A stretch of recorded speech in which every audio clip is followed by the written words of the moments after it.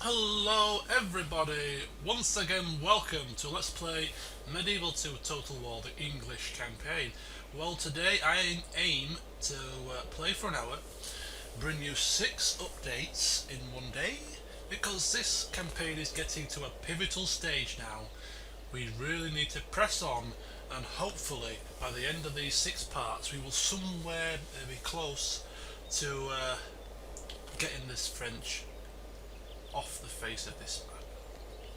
So before we do that, just a quick recap of what happened last time. Obviously Mr. Toby Need the someone Killer removed, sir. was personally walking around the French lands, chopping the heads off of every damn French general he could come across. He's killed 2 kings and 2 princes, I believe, so far. And I had a look around at the end of the last video. After the video had finished, I had a look around the map and found Honor dictates I inform you, I intend to attack. Prince Raymond, age 22, and one more in Paris, King Pierre, age 17. So the fact that both those generals are very young, I am assuming that they were one of the last 2 family members of the French. So Toby is already nicely placed to have a pop at Raymond, and then he'll hopefully march to Paris to finish off the final French king. We'll see how that goes. Obviously, depends how lucky he gets. We've been very lucky so far, but sometimes luck has to run out, unfortunately. Secondly, I'm going to try, with my diplomat, to go to the Holy Roman Empire, because they're excommunicated, so are Spain. It's a French Pope, which is why they've been excommunicated, because they're enemies with France. The Danes are in very good standing. So, I'm going to take Robert, Your Majesty. speak with the Imperials, take Katerina and speak with the Spanish, and try and get at least one of those factions to attack the French. Even if I have to pay a bit of money, I'm going to try it. We need another faction at war with France to help us. So, Spain and the Holy Roman Empire will be just try to be persuaded to attack the French. So that is what's going to happen over these next few parts. And we have to defend our castles. I mean, Caen should be no problem really. That little pittance of an army is not going to cause much problem. But here in Angers, I am quite scared because 2 full stacks almost against my army in here is going to be extremely tough, because they've got siege equipment as well. They've got catapults and things, so I really am going to be struggling there to defend it. But we will defend it with our last breath before we would let the French take over. They'll know they've been in a battle when they've finished there. So that's what's going to happen in this next few parts. So let's press on. Everything has been completed, so it's just a case of ending the turn and seeing what happens next. And the reason why I've got a lot of yellow faces in England is because I've put the tax rates really as high as I can put them, so that I can get a decent amount of cash flow. And there we go, they've struck the first blow. 2,436 men versus 1,281. And some wars. This is not going to end well. A ratio of 2 to 1. I shall lead our forces into battle, my lord. This is going to be quite the battle. This is a pivotal battle, this is the crunch battle. If we win this battle, the French armies will be next to obliterated. If they take this castle from us, it's game on. I have not lost a battle yet. I have not lost a family member yet to battle. This could be the first for both of those. I am not looking forward to it. And yeah, I wondered what's happened to the speeches. They used to do speeches at the start of each battle. The generals, didn't they? Maybe it's up to them. Yeah. And so we come to battle. Order and discipline are the keys to the gates of victory. Without obedience we are nothing, a rabble like our foes, and I will not have that. But I will have the skin of any man who disobeys orders!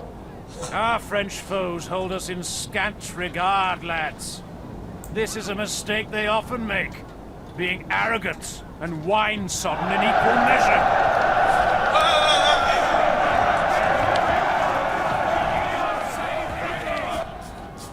Remember that we cannot let one of those bastards in.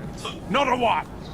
Any foul attackers who enter must stay only to be meat for the carrion crows. Our heavy troops should see good service, for I see that the enemy have no troops with firelocks or the like. And now at them, lads! I want the pink elephants and green pixies to lead the attack. Have you met my wife? Bloody ugly woman. Probably fighting with that lot over there. And we're buggered if she's on their side. Look, do you want to fight? I wonder if he's mad. Got a mad trait or something. Pixies and fairies. What the hell's he talking about? It was going so well until that point.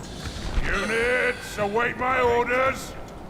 For king and country, lads! Right, where's the armies? The French army have one army attacking from the rear and a smaller army attacking from the front.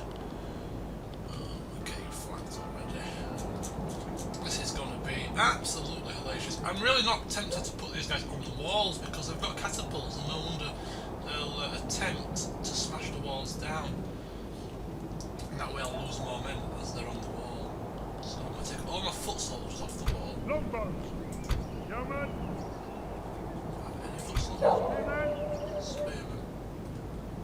Okay, so I'll take the spearmen off the wall anyway. march. Move out.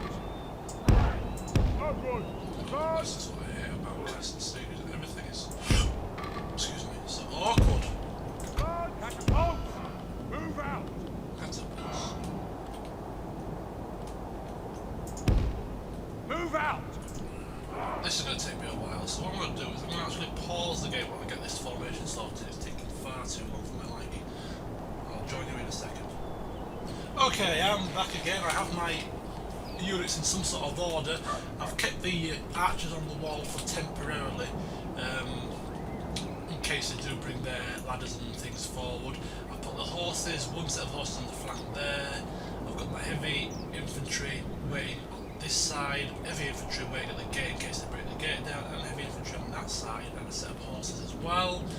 Because I'm anticipating them coming through the main gate initially. I don't know. I'm not very good with sieges. I haven't had many of them before, so. And I've got my general waiting there, and hopefully in a safe distance away, and the catapults. It's going to be difficult to use them behind the walls, but we'll see what happens. The army behind me, although they've got more numbers, they don't have any siege equipment and don't have any catapults, so they're going to have to rely on this front force getting through. So that's why I don't have my force on the other side against a bigger army. So, fingers crossed, let's see how it pans out. And you can criticise my my commanding later, I'm sure it's going to fall down at some point. Please God, fingers crossed, let's get this battle started. Here we go.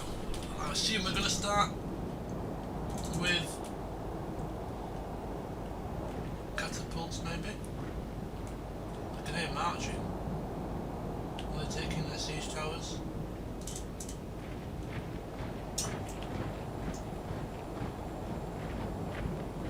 Hello? Are you going to do anything? Are you wetting your little panties? I hear movements. Oh, and here come the blooming things. If I can't dispatch of these troops here, you know, dispatch of their catapult and ballista troops, then they are really snookers because they have to use their siege equipment. And I assume that these guys are going to attack my towers first, because that's what they usually do. They don't attack the walls, they attack the towers, so that they can then send their troops in without fear of getting attacked by fire arrows and stuff. So when they get a bit closer, I have a plan. And it involves my horses coming out as quickly as possible, mopping up these idiots, and then running back inside. But they're straying quite far away from their troops, you see, so let's get ready with my horses. Oh, they're coming deadly close. I can feel a plan coming together here, my friends. I can feel a plan coming together. Just have a nice little saunter nice little saunter outside and let's see if we can punish these ballista troops for straying too close. Join me next time and see how this plan fares out. I'll see you soon.